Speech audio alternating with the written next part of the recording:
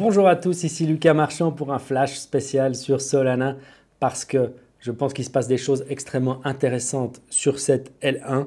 C'est donc une des grandes blockchains de couche 1 concurrentes d'Ethereum, ce qu'on appelait à l'époque les fameux Ethereum Killers. Et parmi ces Ethereum Killers, Solana est à mon avis aujourd'hui la proposition la plus sérieuse. Son prix a explosé d'environ 8 $ jusqu'à 140 $ aujourd'hui en seulement quelques mois. Et donc, c'est une blockchain à suivre de très près. Et elle est d'autant plus intéressante que l'augmentation de son prix ne se fait pas uniquement sur de la spéculation ou ce qu'on appelle des narratifs. Elle se fait aussi sur une adoption réelle. Et c'est pour ça que j'enregistre cette vidéo aujourd'hui parce que j'ai un petit peu mené mon enquête ces derniers jours sur Solana. Je savais qu'il y avait beaucoup de choses intéressantes. Je suivais l'actualité, mais je n'étais jamais allé dans le détail. Et ce que j'ai vu m'a beaucoup plu et me fait penser que Solana est un des projets blue chip qui va prendre une place aussi importante qu'Ethereum ou le Bitcoin dans un portefeuille, un petit portefeuille de position core, je dirais, de position essentielle. On va peut-être pas mettre autant de Solana que de Bitcoin dans un portefeuille de ce type-là, mais ne pas y mettre Solana me paraît être un grand risque et je vous explique aujourd'hui pourquoi. Je suis donc allé voir un petit peu ce qui se passait du côté de l'activité sur la blockchain Solana. Là, je suis sur le site d'Efilama, un site qui vous permet de mesurer, de regarder ce qui se passe on-chain, l'activité sur les blockchains. Ici, on est sur la blockchain Solana et on voit la TVL, donc la quantité de valeur qui est insérée dans la blockchain, qui vit dans cette blockchain-là. Et on voit qu'il y a eu le fameux scandale FTX, que vous voyez la grosse bosse ici, en 2022, où on a eu cette montée, c'était la folie de Solana, le prix a augmenté très très vite. Et puis, il y a eu l'effondrement des crypto-monnaies, il y a eu l'hiver crypto et surtout, il y a eu l'effondrement de FTX et la chute de Sam Bankman-Fried qui était très liée à Solana. Et donc, beaucoup de gens, suite à ce problème-là, ont laissé Solana pour mort. Et c'est ce que vous voyez ici, cette longue traversée du désert où le prix, là la TVL, elle est à 200 millions de dollars, c'est absolument rien du tout. Et le prix est descendu jusqu'à 8 $ au plus bas. Et puis ça a commencé à remonter. Et puis ça a commencé à remonter à partir d'octobre, disons. On était à 300 millions. Et puis on est remonté jusqu'à, je vais vous dire, 2,5 milliards, 2,6 milliards. Et on a une accélération qui est en train de se réaliser là. Donc on a quelque chose d'assez puissant qui se réalise dans Solana. Ce que je vous montre là, ça c'est aussi reflété dans les prix bien sûr, mais ce que je vous montre là, c'est qu'on a l'impression que, c'est ce que voient la plupart des gens, c'est-à-dire qu'on a l'impression qu'on a une accélération, que ça augmente, mais que par rapport à ce qui se passait en 2022, on est encore loin du compte. Mais si vous regardez de plus près, la réalité, c'est que l'effet réseau de Solana, la quantité de transactions, d'activités, en fait, elle est en train d'augmenter de façon exponentielle. Et il faut bien dire que la TVL de l'époque FTX était un peu artificielle. Elle était boostée probablement, enfin certainement même par les bricolages faits par Sam Bankman-Fried, alors que là, on est sur une TVL qui se base sur une adoption réelle, à mon avis. Je vous montre maintenant ce qui fait la différence. Ce qui fait la différence, c'est les volumes d'échange d'activités. Voilà, là, le schéma est complètement différent. Et vous voyez qu'en fait, les volumes d'échange vraiment écrasent complètement ce qui s'est passé avant. Et donc, vous avez ici une blockchain qui devient hyper active et dont l'activité explose littéralement de façon exponentielle. Regardez, je prends le mois de juillet, un jour au hasard, le 4 juillet, on avait 35 millions de volume sur Solana. Maintenant, je prends ce qui s'est passé il y a 2 jours, on avait 2,4 milliards. Donc, on passe de quelques dizaines de millions à 2,5 milliards. Et donc, c'est des mesures qui n'ont rien à voir, en fait, l'une avec l'autre. Donc, Solana passe dans une nouvelle dimension en ce moment et c'est important de le comprendre.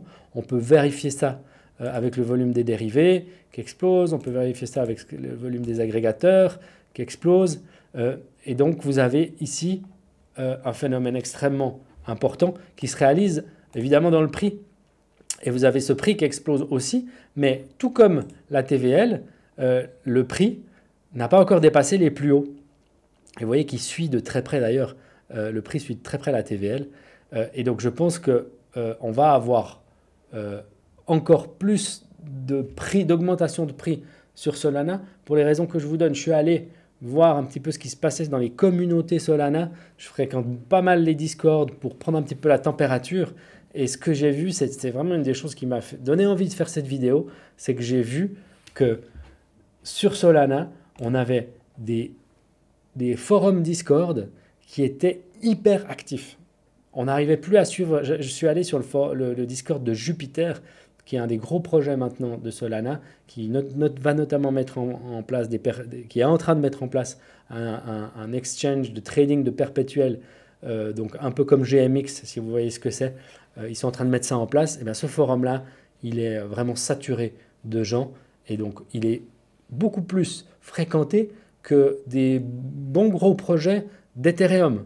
Et c'est ça qui est important de comprendre, c'est que l'adoption par les retail, elle passera beaucoup, elle passe en ce moment, dans le futur je ne sais pas, en ce moment elle passe beaucoup par Solana, parce que les gens veulent des transactions moins chères, rapides, ils ne veulent pas se prendre la tête avec les frais de gaz, et donc ils vont sur Solana et ils appellent leurs copains, et c'est comme ça un effet de réflexivité où plus il y a de gens, plus il y a de développeurs, plus il y a de développeurs, plus il y a de raisons d'utiliser la blockchain, plus il y a de raisons, plus il y a de TVL, et plus il y a de TVL, plus le prix augmente, et voilà, c'est un cercle vertueux. Et donc, ça fait que, voilà, je suis allé voir, je reviens à ce que je disais avant sur les Discord, et vous avez ces communautés qui sont gigantesques, et donc qui sont réelles, et que vous pouvez vérifier maintenant de vos yeux si vous allez dans ces communautés. Et donc, il y a une activité extrêmement concrète qui est en train de se faire, et qui me rend vraiment très haussier sur Solana. Même si le prix a déjà beaucoup augmenté, comme vous voyez, je vais vous remontrer ça, il n'a pas encore dépassé ses plus hauts. Dans un bull market avec une blockchain qui est en train de devenir dans le top 3, ou au pire le top 5, on ne peut pas se dire qu'elle ne va pas aller battre son plus haut historique. Et surtout, on va se dire qu'elle va aller encore plus haut. Donc, moi, je me dis qu'un Solana, il pourrait facilement aller jusqu'à 250, 500 $, probablement plus sur de fortes phases d'excitation, un x10 sur Solana. Je suis sûr que ça surprendrait beaucoup de monde. Moi, ça ne me surprendrait pas. En particulier si c'est temporaire, peut-être que ce sera permanent, parce que si l'adoption qu'on est en train de voir là, elle continue, ça vous pouvez en être sûr, le prix va exploser de façon exponentielle. Vous allez avoir des dizaines et des dizaines et des dizaines de milliers de personnes qui vont utiliser les plateformes, et vous allez avoir la TVL qui va exploser, et vous allez avoir l'effet réseau qui va exploser, et vous allez avoir le prix qui va exploser. Petit coup d'œil sur le prix justement, un petit peu plus en détail. Ça c'est le graphique avec des bougies à l'heure qui nous montre un peu ce qui est en train de se passer actuellement.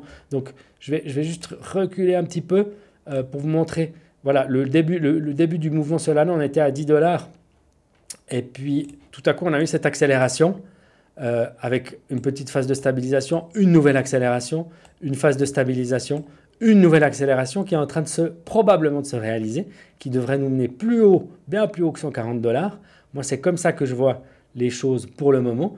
On voit donc, si on zoome un peu, que Solana est en train de tester cette barre des 140 $ ici. Voilà, il a testé une fois là, il a testé une fois là, il le reteste là. Il est en train de casser réellement cette barrière des 140. On verra s'il réussira. Je pense que tôt ou tard, il réussira. Si ce n'est pas aujourd'hui ou demain, ce sera la semaine prochaine ou le mois prochain. Mais tant qu'on est dans un marché haussier, tant que cette adoption que je vous ai montrée, qui est tellement puissante, elle continue, bah Solana, c'est un pari qui me semble évident. Là, voilà, on est monté jusqu'à 144, vous voyez. Et puis, on voit que le prix a envie de monter. On a eu cette magnifique bougie ici, quand on a eu ce petit vent de panique il y a un jour et demi. La petite liquidation des gens en levier qui va bien. Donc, toujours se méfier de ça. Hein. On est passé de 142 $. On voulait péter cette résistance. On est descendu jusqu'à 105. Là, je suis sur le graphe de Coinbase. Coinbase, en plus, c'est assez solide. Et donc, vous avez là le facteur risque que vous devez prendre en compte si vous investissez sur Solana. toujours est-il que voilà, le chemin pour Solana, moi, il me paraît assez clair, hein. On est ici. On va aller au plus haut. Voilà, donc la route, elle est, la route, elle est assez évidente. On n'oublie jamais que sur des actifs comme ça, on est en exponentiel et que donc le prix va toujours plus haut que ce qu'on a envie de tracer comme très droit. On ne devrait pas partir comme ça, on devrait partir comme ça. Et donc ça va nous mener très très vite à des valeurs qui sont, comme vous voyez, entre 500 et 1000. Sur un prix conservateur, on attendrait, si on était vraiment prudent, dans un bull market, on attend de passer les 250, 260 dollars, et puis on essaye de vendre entre 3 et 400. Mais en réalité, si vous êtes un petit peu confiant et un petit peu, si vous êtes un peu avide de risque, vous allez prendre un pari pour aller beaucoup plus haut que ça. Voilà, c'est ce que je voulais vous dire aujourd'hui. Solana, très important, à mon avis, une opportunité sur laquelle les gens se sont un peu endormis parce que la hausse des prix de Solana était tellement forte que les gens se sont dit mais le bull run il est fait, etc. Mais en réalité, il y a un monde parallèle dans lequel il y a énormément de nouveaux néo-utilisateurs ou de gens qui reviennent et qui utilisent en priorité Solana. Solana est en train d'onboarder du retail, des utilisateurs qui vont faire exploser la blockchain Solana. On a maintenant une mini-saison des mêmes coins en ce moment-là, aujourd'hui, hier, sur Solana. Il faut bien se rendre compte que ça veut aussi dire que les gens sont joueurs, sont spéculateurs sur cette blockchain. Ils sont prêts à prendre des risques, ils sont prêts à prendre du levier. Tout ça, ça crée du risque, mais ça crée aussi de l'opportunité. Et ça veut dire que les gens utilisent réellement la blockchain. Je pense que c'est beaucoup moins le cas pour le concurrent principal que je voyais à l'époque pour Solana, qui est Avalanche. Même Ethereum, on est en train d'aller dans des métriques avec Solana qui ressemblent à ce qu'on peut voir sur Ethereum.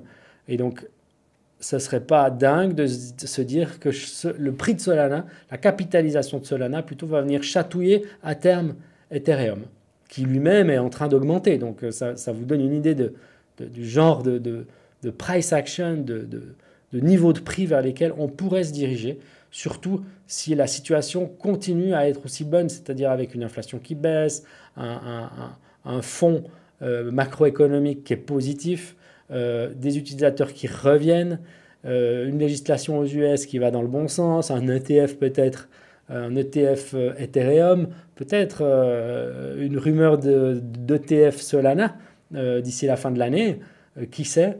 Toutes ces choses-là qui se sont mises en place pendant tout l'hiver crypto, eh ben, elles vont travailler pour Solana. Je pense que si les volumes généraux de la crypto augmentent, Solana ne peut que en bénéficier.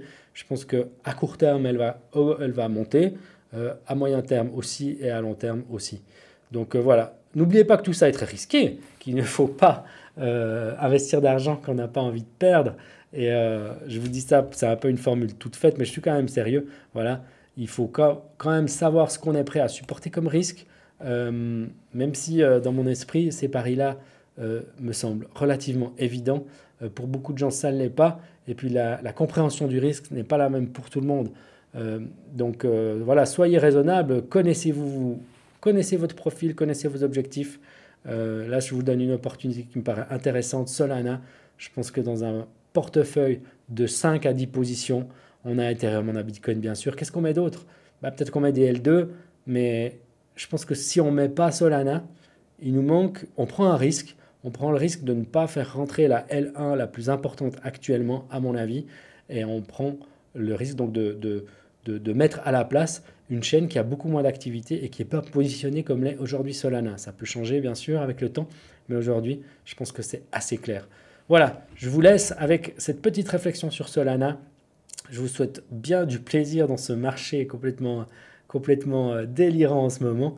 Et je vous dis à très bientôt pour une nouvelle vidéo. N'oubliez pas de liker, de partager, de suivre la chaîne. Je vous remercie infiniment.